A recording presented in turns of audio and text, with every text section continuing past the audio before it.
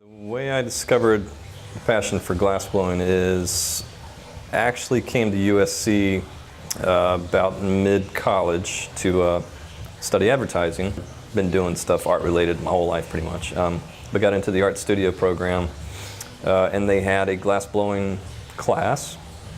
Took it as elective and just really clung to it, fell in love with it. Had just a couple of years of school left before I got out, and had taken it all those years, worked as a TA with the professor and stuff like that, so just really dove pretty deep into it and just kind of fell in love with it from the beginning, I guess. Work environment changes constantly. Depending on what it is outside, we regulate the work studio, of course.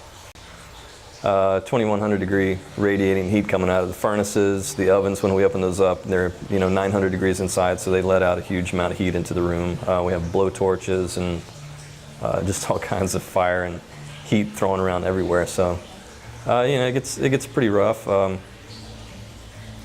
of get used to it for the most part, and try to regulate our happy days a little bit better. The process starts with clear glass, basically, in a ceramic crucible that we melt down and keep going all the time, so it stays at about 2100 degrees constantly, even overnight. So when we're ready, we heat up metal blowpipes, heat up the tips of them, put it down into the clear glass, it sticks to it, pull a little bit out. Depending on what we're making, we'll shape that, blow it, maybe add some color and stuff to it in layers, and that's kind of pretty much how we do all the layers and patterns that are in the gallery. Is we start with a little bit of glass, whether it's clear color, and in order to build mass, to make something bigger, you have to continually layer the glass on top of each other. You can only get so much at one time, so you have to get a little bit, let it cool down, put another layer on, let that cool down, put another layer on, etc. And then once it's finished, then we have to put it in an oven that holds it at about 900 degrees and then gradually cools it back down to room temperature, depending on how thick it is. It's a very mysterious substance. It can get cold and stiff and brittle, and then it can also be extremely hot and can stretch forever. It can bend and be formed into most anything, and kind of look like most anything, just kind of the way that you form it and finish it.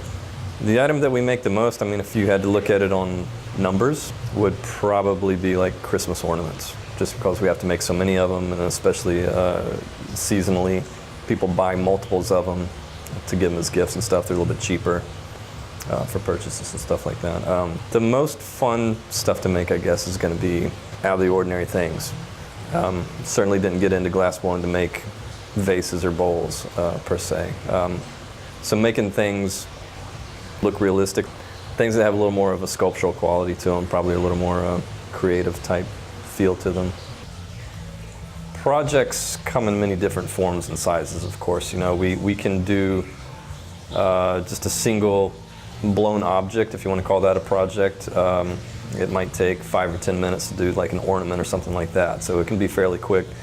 Working for an hour or 2 hours on one piece gets very grueling, it's very laborsome. You don't stop, you're never putting it down and taking a break and coming back to it, looking, it's on, constantly turning and lifting and blowing and etc. There's no such thing as a typical day. Every day we come in and go, okay, what do we need to do today? That's basically kind of how it goes. We have certain projects and stuff that have deadlines, obviously, that we have to get done by a certain time. But for the most part, it's a puzzle. It's all a puzzle. It's a business puzzle. It's the public that keeps us going, obviously, and it's people's curiosity and stuff about how things are made, and we allow people to come in and watch us work while we're working anytime. We teach classes to kind of give back to the community stuff, let them try it a little bit, let them see what it's all about.